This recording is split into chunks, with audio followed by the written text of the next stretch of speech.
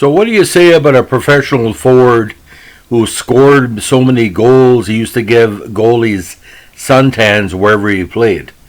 Now, in my scheme of influence or in my coverage, there's two Alain Carons. There's the great road racer from Charlotte, New Brunswick, who I have the honor of covering for over several decades. And this other Alain Caron probably ranks as one of the most prolific goal scorers, natural goal scorers in Quebec hockey history. We're going to talk about, again, the ice hockey Alain Caron, Joseph Paul Luc Alain Boom Boom, the other Boom Boom, Caron. Now, Alain Caron came to heavy prominence as a young minor hockey player. His junior career first season was outstanding. In his first campaign in 1957 with the Dalbo Dragons, he had 69 goals and 48 assists for 117 points in 45 games. This was indication how far he was going to go in his, Quebec Major Junior and professional career. When he graduated from Dalbo, he went with Chicoutimi Saguenay, put up some decent numbers. Second season was only 15 goals after 8 for the first season. But he eventually found himself in the Quebec Aces program of the AHL and the Sault Thunderbirds of the EPHL. He was averaging 19 or 20 goals a season, but his career really exploded when he decided to go to Nova Scotia to play for the iconic Amos Ramblers of the Nova Scotia Senior Hockey League. Ladies and gentlemen, 122 points, 76 goals in a regular season in 45 games, and an additional 14 points, including 7 goals in 4 games in the playoffs.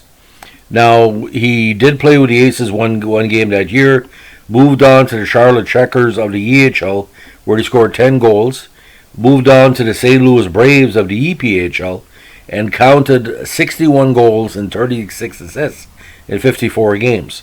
64, the number started to increase. St. Louis had moved to the CHL that year. 77 goals and 48 assists for 125 points. 65, he split time with the Braves of the CHL, where he scored 46 goals, and then moved on to AHL to play for them in the playoffs. 66, he stayed with the Bisons, scoring 47 goals. 67 in Portland, the Buckaroos, he had 35 goals. Went back to the Bisons in 68, then finally got the big call up to the NHL, and expansion gave him a job. He had 9 goals and 13 assists for 22 points in 58 games. Now, the 69 season found him in the Montreal program. He played with the Apollos for the most of the year in Houston with 38 goals. He did get a short call-up for the Habs, but of course his name was not on the Stanley Cup that year because he never played in the playoffs. He went to the Voyageurs in the AHL in 1970, Montreal's big affiliate, scoring 35 goals. 71, he was back to the WHL for the San Diego Gulls, scored 33 goals. 72, back to the CHL with 22 goals. Now he was have stick will travel.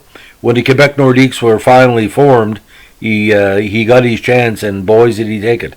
First season with the Nordiques, 36 goals for 27 assists for 63 points. Second season, 34, injury riddled, still had 31 goals. But 74-75, he split time between the Nordiques and the Michigan Stags, aka the Baltimore Blades, scored 15 goals in 68 games. 75, he also played with the Syracuse Blazers of the NHL, and he ended his career in 75-76 with 78 goals with the Beauce Jarros of the NAHL. Now, full statistics are not totally accurate, but my count, he had well over 800 goals in top flight hockey. Ladies and gentlemen, 800 goals. 800 goals. Playing with a myriad of good squads, some AHL, some NHL, some WHA, some NAHL. To put up the amount of seasons, consistent seasons he did, like to score more than 60 goals nearly a half dozen times, scoring more than 30 goals more than a dozen times. Just go to show his prowess.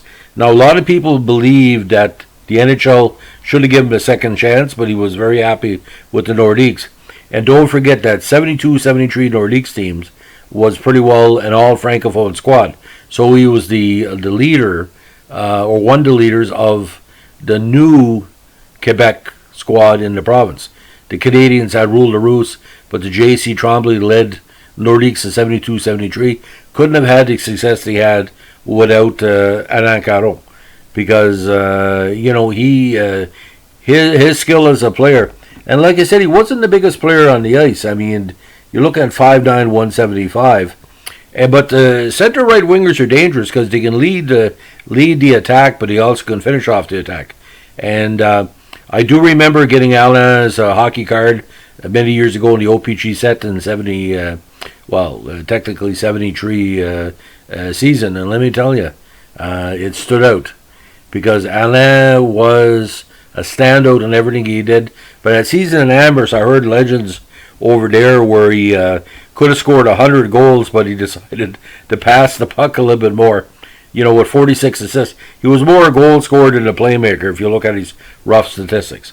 So, ladies and gentlemen, that's the legend of Alain Caron. Thanks for listening. Bye.